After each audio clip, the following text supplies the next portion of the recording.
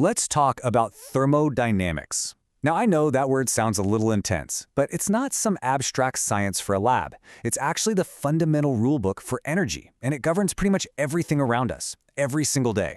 And to start, we're going to look at something you've definitely seen before. Yep, popcorn. Think about it. You add heat, right? The pressure inside each little kernel skyrockets until it just has to expand, bursting open and doing work on its surroundings. That whole transformation from a tiny, quiet kernel to a piece of popcorn, that is pure thermodynamics. So that leads to our big question for today. What in the world do popcorn, a car engine, and a refrigerator actually have in common? Well, it turns out they all play by the exact same set of universal energy rules. And here's how we're going to break it all down. First, we'll get the language straight. Then we'll cover the big first law of conservation.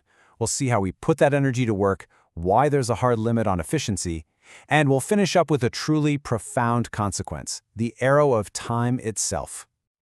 Okay, so before we can really dig into the rules of the game, we've got to meet the key players. Let's start with the absolute basics. So the main stage where all this action happens is what we call the system. It's just whatever we're focusing on. Could be the popcorn in the pot, or maybe the gas inside an engine. Everything else, the rest of the entire universe, we just call the surroundings. Simple as that. Next up, we have heat, which we label with a Q. Now, this is a really important idea. In physics, an object doesn't have heat. Heat is the transfer of energy because of a temperature difference. It's energy on the move, flowing from hot to cold. And the other main way we can transfer energy is through work, or W. This is when a force actually moves something over a distance. You know, like a hot gas expanding and pushing a piston. And here's exactly what that looks like. You've got all these tiny gas molecules inside, zipping around like microscopic billiard balls. When they get heated up, they move faster, slamming into the face of that piston more often and with more force. That collective push moves the piston, and that force over a distance, that's work. It's the principle behind everything from a steam engine to a rocket. So if heat and work are energy being transferred, where does that energy end up? Well, it changes the system's internal energy, or U. The best way to think about this is like a bank account for energy. Heat you add to the system is a deposit. Work the system does is a withdrawal. Okay, so now that we have those terms down, we can talk about the first big rule. This is the first law of thermodynamics, and you can think of it as the universe's absolute, unbreakable rule for energy bookkeeping. And the law is stated right here. It's really just a simple accounting principle. The change in your energy bank account, that's your internal energy, is just your deposits, which is the heat added, minus your withdrawals, which is the work done. That's it. And here it is, the famous equation. Delta U equals Q minus W. Now, don't let the letters scare you. This is just a really concise way of stating something we all kind of know already. You can't create or destroy energy. You can only move it around or change its form. Let's just trace the energy flow here. Say we add 150 joules of heat. That's our deposit, Q. The system then uses that energy to do 100 joules of work, maybe by pushing a piston. That's our withdrawal, W. So what's the change in our internal energy? Q minus W. 150 minus 100, that's a positive 50 joules. The system's energy account went up. It has to balance every single time. All right, so we have this fundamental rule. But how do we actually use it? Well, this is where we get into building the machines that power our entire world.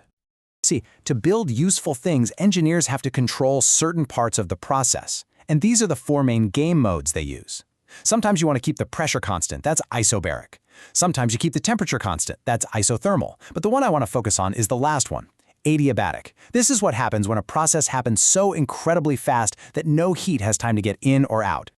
And if you plot pressure versus volume, an adiabatic process gives you this really steep curve. Now think about that for a second.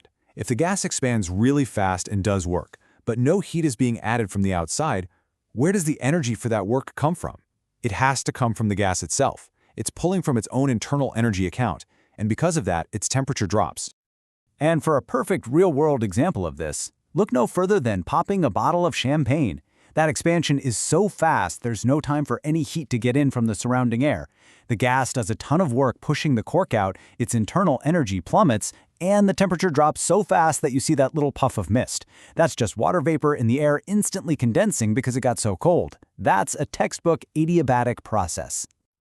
So the first law told us we can't get something from nothing. You can't win.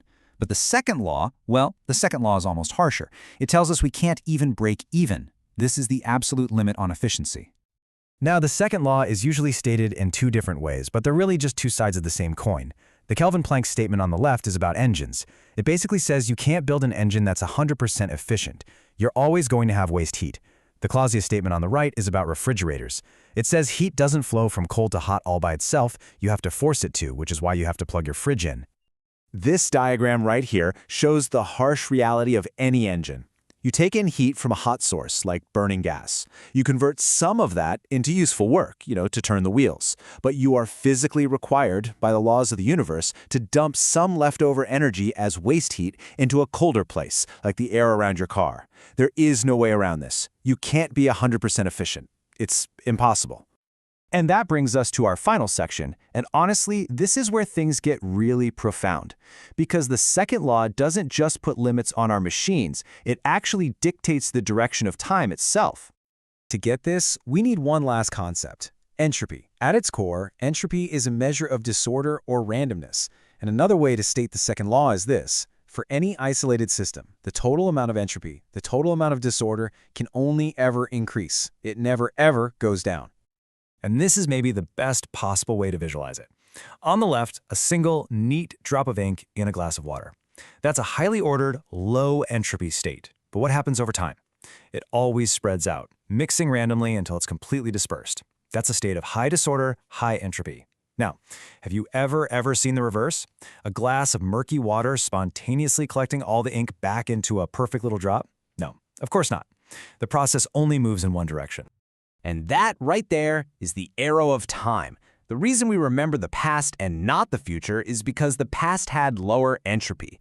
And that leaves us with one final massive question. If the whole universe is basically one giant closed system and its total disorder is always and inevitably increasing, what does that mean for its ultimate fate?